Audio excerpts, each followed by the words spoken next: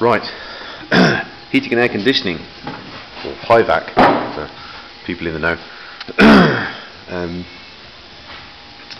The thing I didn't like about the original heater unit, which works okay, don't get me wrong, but when it rains, when basically you get that humidity level change, you never got fresh air into the cabin. Not getting fresh air into the cabin, if you know anybody that looks at their heater controls in their car, when you put it to demist on the screen, the car will automatically select fresh air from outside the car to be gone through the heater to heat, and even turn the AC on to dry out that air to demist the screen. My Ultima was a bugger for when it rained. I had to have the heating and AC flat out, especially if it was reasonably warm inside already when it started raining, because the screen would just mist up, and not particularly a very good safety feature, as Hammond would say. So pretty much I've determined to fit a different AC and heat system. Slimline unit was great. I had the same unit in my Ultima as I did in my GT40, and it's used by virtually every kit car guy because it's very narrow. It's only like 5.5 inches tall, but it's very deep. As far as the depth is concerned, that was a bit of an issue with this chassis. I wanted to keep my triangulation tubes, basically if you look at the front, triangulation tubes from each corner of the dashboard, they come down to the front bulkhead, and basically give that a little bit more rigidity. Makes a big difference with the GTR, adding the extra tube that they take out because the steering column's in the way. Another steering column issue. Adding that extra bar did quite a bit difference to Jay's rigidity testing.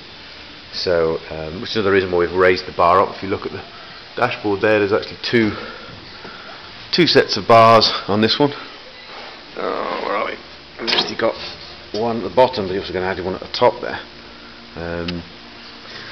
Rather, that's got to be changed in some respects. So I'm going to move these outer bars out slightly. The other car we're building, unfortunately, has already done that, and it looks a hell of a lot better. But right, this car, I've now gone for a Vintage Air. We've seen a Vintage Air Gen 2 mini system, before anybody asks. So they're about twice the price of the normal system, but what they do come is with servo controlled flaps inside the box like a normal car, so there's no pull levers or cables. Also a servo controlled heater valve, like the normal heater valve that you put down here. Technically it's virtually the same valve, but with an added servo control, so you don't have to pull a choke cable to turn your heat on and off. Right, so that's gone in the bin. So pretty much now it'll have 2 dedicated defrost vents out of the box, so when you turn the knob to defrost, it automatically shuts all the other cups off, and it'll have 2 dedicated defrost vents, which is great. At that point then I can put a second output to basically run a fresh air vent to drag fresh air directly into the heater unit that will then defrost the screen, so I shouldn't have any defrost issues. With the heated screen as well, double bonus, but the heated screen is probably more for the days on the track when you don't really want to be mucking around with the defrost or anything like that. You can just whack the heated screen on if you need to, or when it's cold, whatever. It's just a double bonus on that one. What it does mean, although the original system was 12 inches deep that way, it was only quite narrow this way, so wherever we used it, this unit is only actually 7.5 inches deep.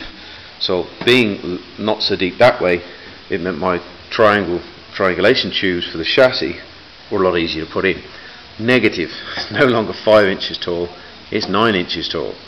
And at the top of that I need probably another 3/4 inch or an inch to do a curve back for the heater vents that are physically mounted on the top, which is a bit of a pain.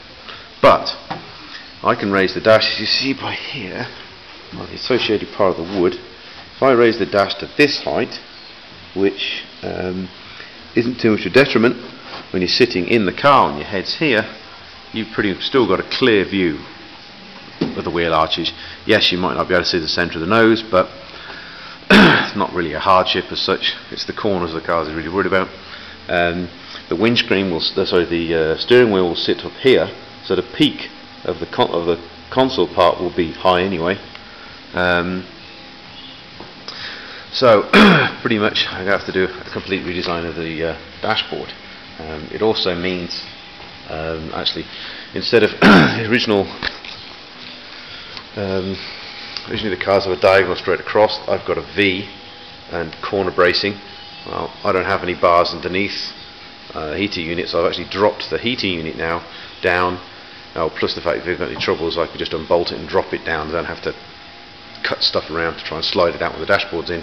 Also the fact the top of the dashboard will be removable anyway, so you can, add or remove or take that damn thing away if you want while the car's actually after the car's built. As you can see there from the front, there's still plenty of viewing area even with a raised up dashboard. The binnacle area is basically where you're looking over normally, look over the steering wheel, and it's lower than that anyway, so I'll put a curvature on it. I'll make it into some kind of bubble, make it a feature. Like I say, I've got a guy doing some design sketches on that for it at the moment, just to see how we can go. So that's the that's the dash. So we'll have say 2 dedicated defrost vents. We've got 3 vents that I can select to basically spray, directly towards you, so like a face vents. There's also 2 dedicated vents on the unit itself. They're basically just large slots about 1 inch wide and 6 inches long that spray down to your feet. So you don't have to reach underneath and open the vent to get warm air to your feet. You just turn the knob. Defrost, floor, and I think what the 4 combinations are: defrost, so windscreen and floor and cabin. I can't remember. It's on the it's on the picture. But basically you can select on and off in any which way, shape or form you want. And there's 7 vents now instead of the standard 4, but it's how they're vented into it is better. And obviously that unit is, if you read the Vintage Air website, it's been CAD designed to model the airflow to be as least interrupted as possible, but still be able to go to 7 individual ports. It's great. I love stuff that's designed properly. It's fantastic. While we're here, I suppose have a quick look at the front. Love it or hate it. Still playing with it still. To drop the nose down, unfortunately we use wood spacers at the back to mount the clay onto, and it's got a bit close, so I need to dig out. I've run out of clay, so I've got more clay on the way. That's the nose, splits the nose into 2, which is what I kind of wanted. I wanted the twin vents instead of the fiberglass going all the way down to the floor, which is nice in one respect and does add a little bit of rigidity to the front. It's just kind of impractical to try and get a perfectly ducted radiator system to come out of there in one hit, but yet still allow the whole thing to pivot. So pretty much what we're going to do is, I want some depth here because that does look nice to have a bit of depth, but I don't want to go all the way down to the bottom of the radiator. So we'll probably drop a grill 1 inch down from here and then drop it a 45-degree angle. So this will kind of finish and you'll have a panel kind of here somewhere. Unfortunately got a little bubble here for the suspension, but to come over the wind, that's interfering because we moved all of these quite further out to give us extra width, because obviously we've robbed a little bit of width from the centre. But we are doing now, so this panel becomes an EC1 make system. Oh dear. That becomes an EC1 make system, and then I'll have a secondary panel that I'll mount and bolt to the radiator as such to make it a ducted panel. So when the 2 close, they'll sit together, so hopefully more of the radiator air will be ducted out. That's the front. We sharpened these wheel arches up a little bit, just blended the 2 curves in, blended that and that curve. It was blended quite nicely. It almost looked like it was like that to start off with. So just to make it a little bit more angular with the front. But, there you go. Update's over, and I'll speak to you soon.